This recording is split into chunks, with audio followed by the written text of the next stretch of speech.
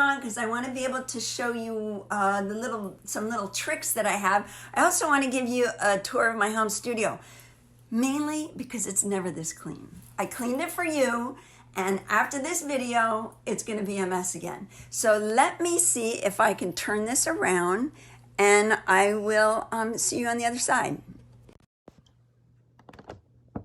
So this is going to be a walking tour of my studio, and probably a little shaky because, let's be honest, I'm a little nervous being live.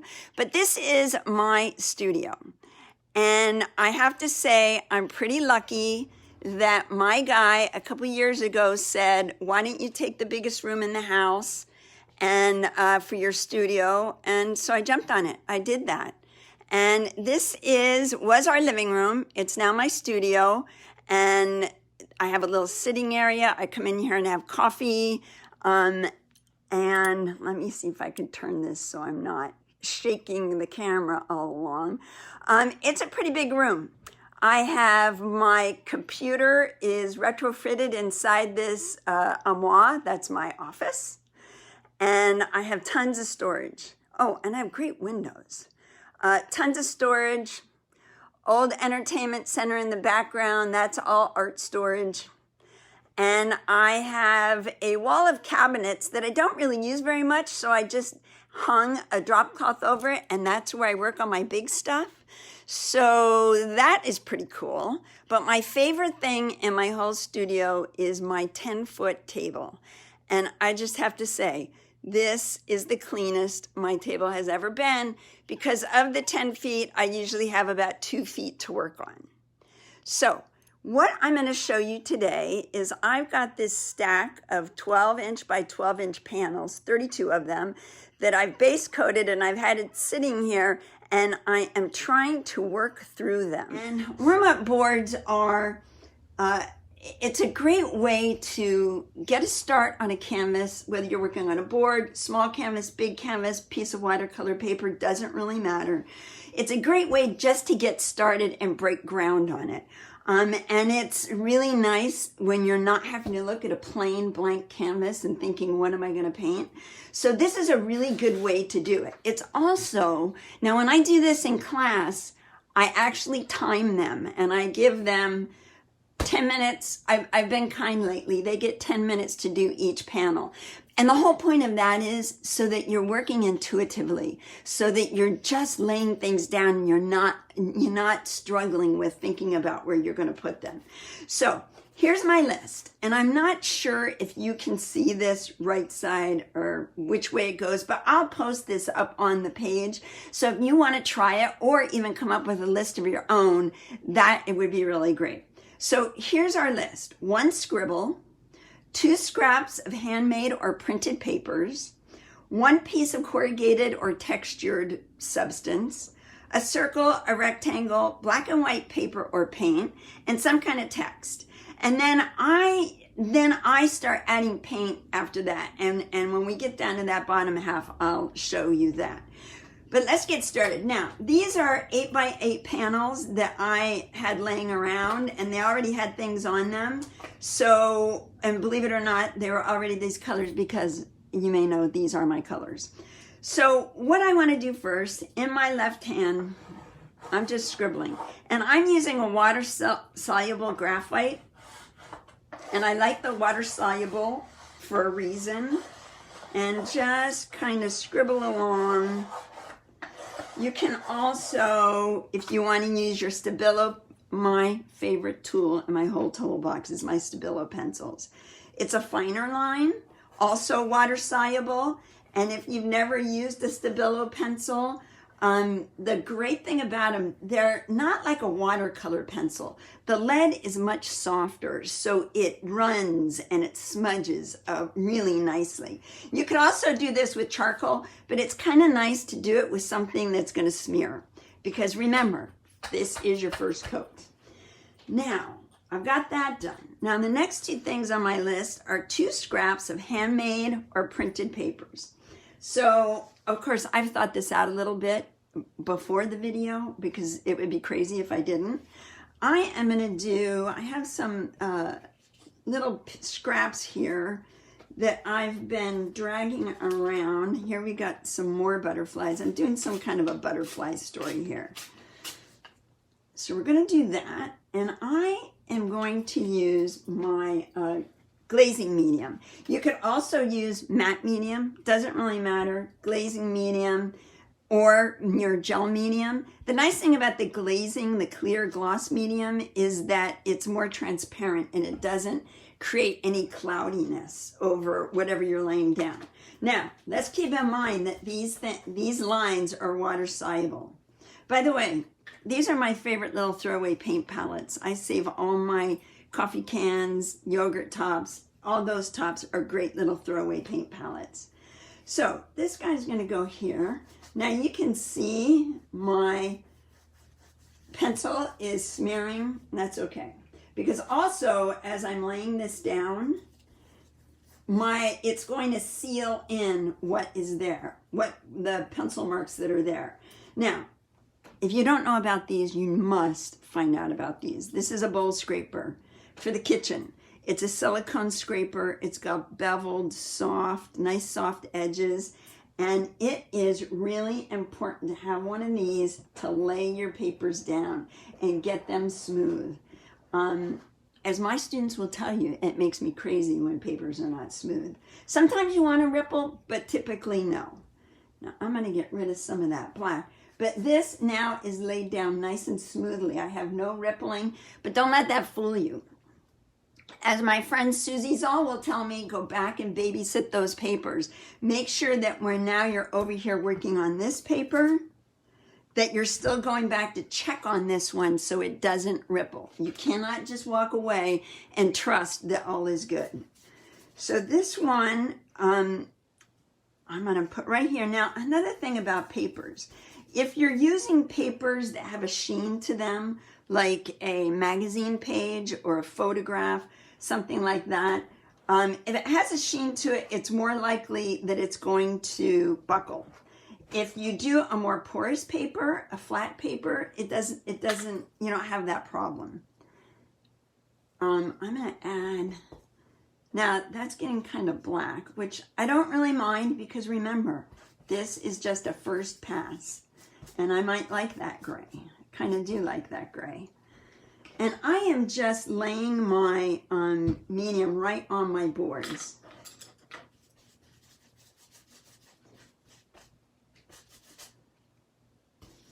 Okay. Smush that down. And I love tearing little numbers out of whatever pages you know, whatever little books that I'm tearing apart. I always save the page numbers because it's just nice to have numbers. Okay, let's go back and babysit this guy. He's doing good. That's doing good. This one's good. And one more. Now this board, I think, has a plaster finish on it, which is kind of really nice to paint on. Now, I am not really paying attention to what I'm laying down or how I'm laying these down because I'm more paying attention to what I'm saying to you. But this is really also a great way to kind of discover what your natural composition style is. My natural composition style typically is rule of thirds. So these are the spots that I'm going to want to have something important. I can make that important. This one, easy, I got a butterfly here. Same, I got a butterfly here. I just naturally do that. So those are my printed papers, 2 scraps of handmade or printed papers. So I'm going to add some printed, that's printed. Oh, I need homemade. Let me see, I do have some homemade here. These are from Jelly Prints. And my papers that I do with Jelly Prints, by the way, I don't really try to create anything with the Jelly Prints. I just really want to create papers with color. Colors that I can use in my work. And I made these Jelly Prints on deli paper, sandwich deli paper, and they lay down so beautifully. Now I hate to lose all this medium, but I am letting it get kind of black. Oh well, I'm going to use it anyway. It'll hold it down just as well. Not too worried about my edges, because when you're laying papers down, and part of the reason I put my papers down first, the first set of papers, that doesn't mean I won't come back and add more in, but I do like to integrate my papers with paint. So if I lay some papers down first, that's more likely to happen, that I can come back and paint around those and paint into them so they become part of the painting and don't just look like they're papers that I threw on top. So there we go. There, whoops, don't want to cover that. Now this paper, like I said, the deli paper, it lays down really smooth. You don't hardly have to go in and smush it at all. Okay, so that's what we've got so far. Go back and check everything. Okay, our next thing to add is a piece of corrugated cardboard or texture. So I found this really great blue corrugated cardboard. I love it. I only have a little tiny chunk of it though, so I've been using it sparingly. And when you're using, you're doing a heavier paper like cardboard, you're going to want to use a heavier medium to hold it down. And this is a gel medium, and that's way too much. Another thing that creates buckling is when you use too much. Another thing that creates buckling is when you don't use enough. You have to find just that right amount for you. And when you get it, you'll just remember it, and that's what you'll do. If that makes sense. So I'm going to add, this needs a little heavier medium, and I always go over and put the medium back over whatever I'm laying down. It's also a good time for me to come and hit maybe some of these black lines and make sure that now they're set in there. So let's see, let's take this guy. I'm going to put him right here. And make sure they're laying down. And then just to mix it up again a little bit, okay, we all love this drywall tape. It adds the best texture. And let me see, I got my scissors. It also has it's already sticky, but I'm going to say don't trust that. Don't trust that stickiness to be what's going to hold this to your canvas. You're really going to want to use your medium to hold that down, even though it's sticky, because that sticky on the back of the tape is not archival, and it won't hold for the long haul. And you know, our artwork is going to be around for a long time. It's going to be hanging in museums for sure. So let's put this guy right here. I'm still using the gel medium on this. Okay. There we go. We've got handmade paper, printed paper. We've got texture on each of these. Number 4 is a circle. Now, a circle could be anything. I had a really great example here. It doesn't have to be, you know, it can be, I'm going to draw a circle right here. And it doesn't have to be your perfect circle. It could be, hey, I've got this great piece of paper that was something else. I ripped a little circle out of it, and now I'm using the reverse, the negative part of it, and I'm going to put that down. Now, this paper is on watercolor paper, so I'm going to use the heavier gel to get that guy down. And another thing, another little tip I want to give you. I love using bath towels for my tabletop because I can just clean out my brush and I'm wiping on my, I've always got a rag right there to lay it down with. Okay, this guy is going to be a little problematic. Oops.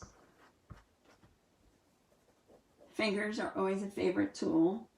Okay, so there's my circle on that one. Let's see, I've got another circle here. Now I'm just dipping into my gel because it's what's there. That's pretty white. But again, it can be painted over. Your circle could be, yikes, this is kind of crazy.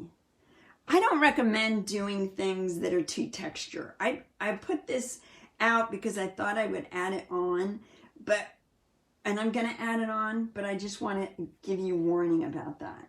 Now you've got a piece of something that has texture to it that you're gonna have to deal with for the rest of the painting. Now, hopefully it will work for me. I mean, if not, I'm sure I can always click it off there, but it's my circle. For now, it's a circle. Here's another circle. This was cut out. This was from a jelly print page, but it's a circle. And while I'm doing these four, not only is it kind of fun to work on them all together, I'm also creating instant series because I've got 4 of these guys happening. And even though all the elements aren't exactly the same, they're gonna work. I can make them work. Circle, circle, circle. Oh shoot. I know I've got to have another circle here. Oh, I know what. How about this? How about my favorite? Okay, whoever knows me sees this in my paintings all the time. And what I want to show you is that is a decorative napkin. Those little cocktail napkins. And oh my gosh, you can find so many great prints. But this is the print I use the most because I love those little hand watercolory looking dots and the stripes. And the beautiful thing is this comes in a lot of different colors, none of which are close to me right now that I can show you. But the trick with using these napkins, they're 3-ply. You cannot put down the 3-ply. You can, but you're going to have trouble. You really want to get to that bottom ply, and I find the best way to do it is rip off a corner so you can get in there. This never happens fast when I need to, but this time it will. So there's 2 plies here, and I'm peeling off the top ply. And it comes out pretty easy. There you go. And there's a tiny little bit of a print here, but I usually use these to like smush things around when the time comes. But now I've got this really great thin piece of tissue paper. Now, I always recommend that these kind of papers you put down last because they're very delicate, but I need this circle. I need this circle. Where am I going to put it? Let's just put it here. And with this, you can just do a nice little clean sweep. Here's the beautiful thing. It becomes transparent. And then you've got these great little circles. Oh, I love that. But if I have one of those, I feel like I need to add another one somewhere so that I am creating a series. If I'm not careful, I will add those everywhere. I love them. So that is my circle. Now I'm going to do a rectangle. And this actually could also, these are getting pretty crazy. Just keep in mind, this is the first pass. I can paint all of this out. My next thing is a rectangle. And these were little scraps I cut off of some watercolor paintings that I cut them down and made them into small paintings. And these were all my little leftovers. And I think I'm going to use these. Now, these are on, I think these were on watercolor paper. Yes, they were on watercolor paper. So definitely going to need to add paste with this. That looks like a good spot right there. Now, this might take a little bit longer for this guy to dry because he's thick and I'm putting down enough of the medium to make sure that he stays down. I've got my circle here, but I might cover over part of it with this guy. I tend to be very linear. Those who have painted with me, you know this is true. I like to line things up. I like things nice and neat and tidy. So that's kind of what I'm doing here.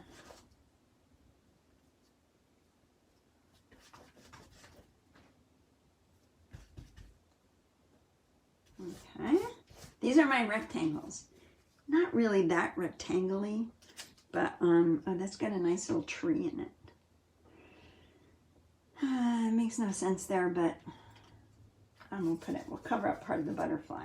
We know that's a butterfly. We don't need to leave all the details of it. So there's my rectangle. And then I want to add some black and white paper or paint. Well, I've kind of added my black and white paper. I could add more because out of everything, I have more black and white than anything. And I'm just going to add just a little touch because you don't really need a lot. And I have a feeling that this guy is probably going to become very transparent. Again, I like the lines. I kind of like these lines playing with those lines. So you make up little stories as you go along. I don't really need a lot. I've got black and white there. So a lot of times you will have already added in elements without realizing you did it, kind of like I just did. I'm going to cover up that. That's a little askew, but I think I need that. I need a little askew. Okay. Coming back to make sure these guys are down. I may have to play with these a little bit before I continue too much further on. And then I have some text. Oh my gosh. I think I probably have too many things for this. But again, you can, you can cover it up. There's some text. Love this paper. I'm going to add that in with all of this. All of my stripe. I'm just going to make it the stripes companion. Okay, got my text. Right there. That's good. Oh, don't want that to line up so much. There we go. Okay, that is it. Scribble, scraps of paper, corrugated cardboard, circle, rectangle, black and white, and text. That is all of that. Then once I get to that point, I usually walk away for a while and let things dry. But what I'm going to do, what I'm going to show you is I very often use Home Depot throwaway paint, like the little samples that you get that you could buy for 50 cents. And this is a gray that I really like. 50 cents. Come on. It's so smooth and creamy to paint with.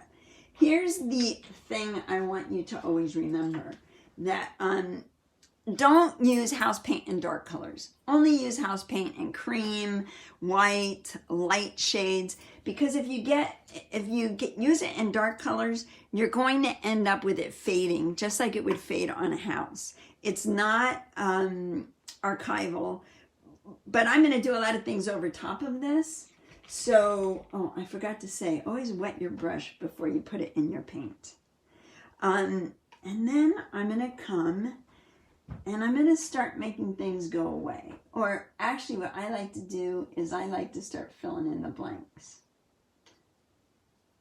And I will just come and literally just kind of paint inside the lines. This is what I loved to do when I was a kid. I loved to paint inside the lines.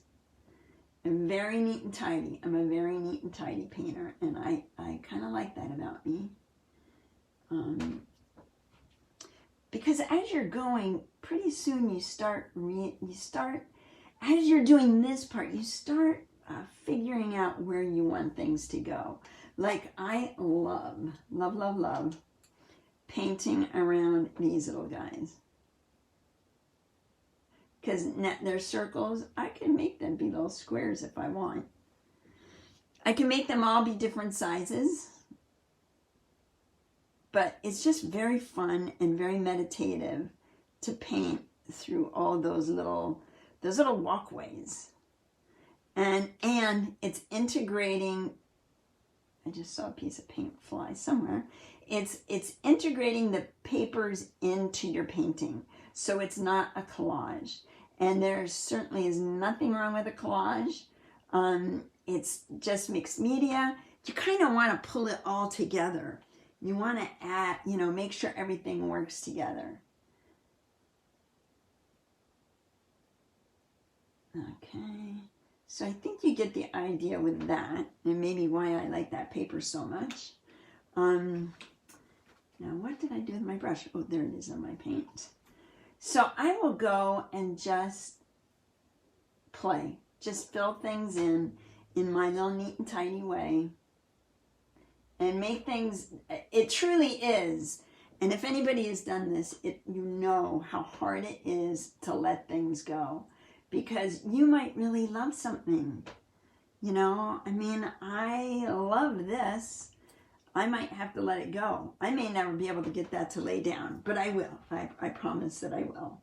And I am just going to, I can continue on with this. This is, like I said, a really pale gray. I love leaving things for me that peek out from underneath. It's the history. It's the history of your painting. And that's kind of where I start. I could go on and on, but I'm pretty sure you don't want to watch me paint this whole board. But I've got one better. I've got 4 boards that are already past this stage, so you can get an idea. I did these the exact same way. I just laid down the scribbled in, I laid down my papers, I came back and added colors in, filled in through my lines, just colored in the little spaces. So now I've got 4 boards that go together. These 4 boards are going to work together, but they're going to be something other than this.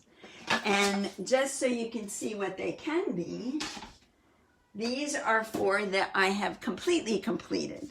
Starting from here, and this is where I going to here, and then ending up here. And you can see that I have taken a lot out.